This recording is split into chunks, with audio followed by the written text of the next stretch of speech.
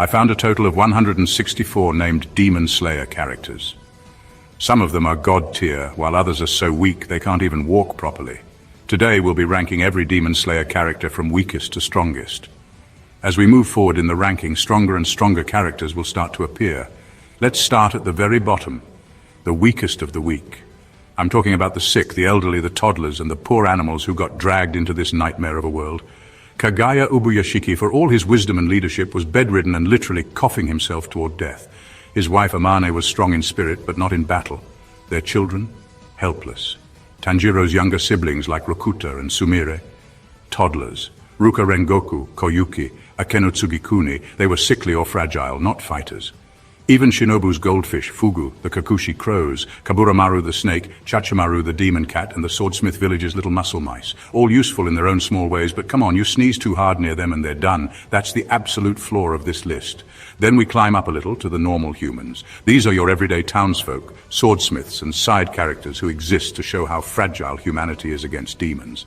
People like Uta, Yoriichi's wife, Suyako Kamado, Sumiyoshi's wife, Kie Kamado, Tanjiro's mom, and the rest of the Kamado kids besides Nezuko, or Kozo Kanamori, the lovable swordsmith. Kotetsu, the little brat who got bullied by Muichiro. Even the Butterfly Mansion trio, Sumi, Kyo, and Naho, who are sweet but couldn't swing a sword to save their lives. Important for the story? Yes. Fighters? Absolutely not. Now we inch into the category of people who can fight, but aren't strong enough to survive long against demons. Sumiyoshi Kamado, Tanjiro's ancestor, at least managed to memorize and pass on sun-breathing, even if he couldn't wield it himself. Keizo, the martial artist who trained Hakuji before he became a Kaza, could throw hands. Yae from Tomioka Gaiden was a capable hunter.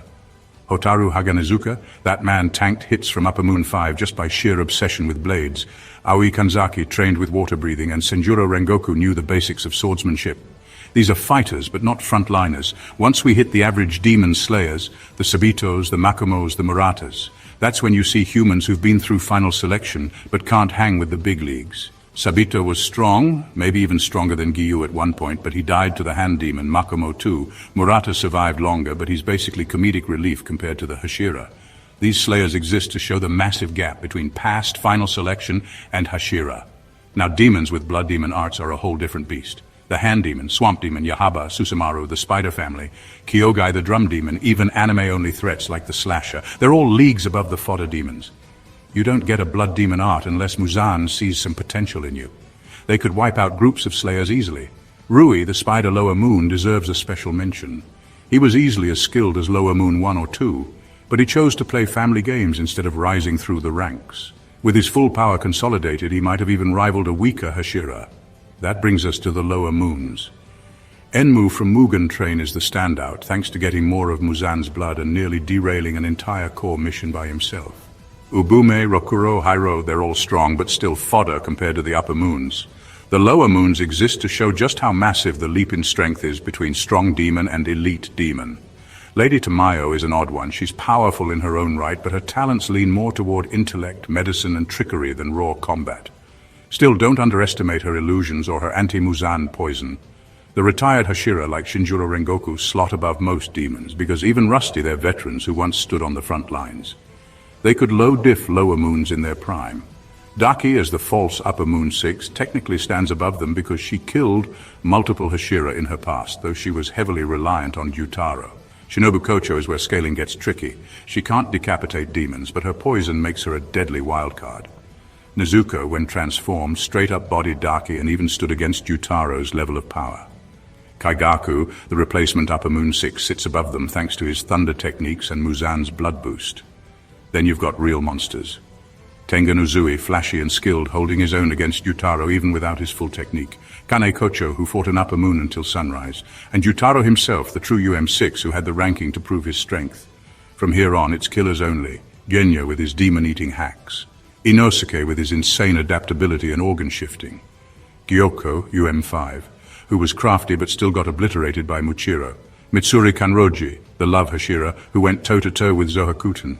Kyojuro Rengoku, who held back Akaza for an entire fight and nearly took him down despite not even having a mark. Nakim, the replacement UM4, whose Infinity Castle hacks made her terrifying. Kanao with Vermilion Eye, Zenitsu with Flaming Thunder God. Hantengu's endless clones and durability nightmare. And then we're in Hashira god-tier territory. Muichiro, who slaughtered Gyoko as a marked prodigy. Gyu awakening his mark mid-fight and holding his own against Akaza. Sanemi, who went toe-to-toe with Upper Moon 4. Obanai, who awakened both Mark and See-Through World and pushed Muzan to the edge. The Upper Moon's at the top. Akaza, Upper Moon 3. Unkillable in a straight fight. Compass Needle made him untouchable. Duma, Upper Moon 2. Charismatic, cold, and deadly. His cryokinesis made him arguably stronger than Akaza. Now we enter top 5 strongest Demon Slayer characters. Gyomei Himejima, Stone Hashira. The strongest Hashira of his generation. Blind but unstoppable. His performance against Kokushibo proved his dominance. Kokushibo, Upper Moon 1, the monster of monsters, moon-breathing, centuries of battle, regeneration beyond belief. Muzan Kibutsuji, the demon progenitor. Even multiple Hashira struggled against him. His sheer versatility made him god-tier. Demon King Tanjiro Muzan's abilities plus sunlight immunity. If he'd lasted, he would have been truly unbeatable. And Yoriichi Tsugikuni, the undisputed number 1, the man who low-diffed Muzan and nearly killed him. The man who, even in old age, could have ended Kokushibo's life, if not for sentiment. Yoriichi is peak, no debate. That's the full range, from literal toddlers to the Godslayer himself. And yeah, the placements in the middle are debatable because Demon Slayer's power scaling is all over the place. But one thing is clear, when you stack everyone from weakest to strongest, you see just how ridiculous the gap really is. From Murata getting washed by Spider Sister to Yoriichi casually turning Muzan into a puddle, it's night and day.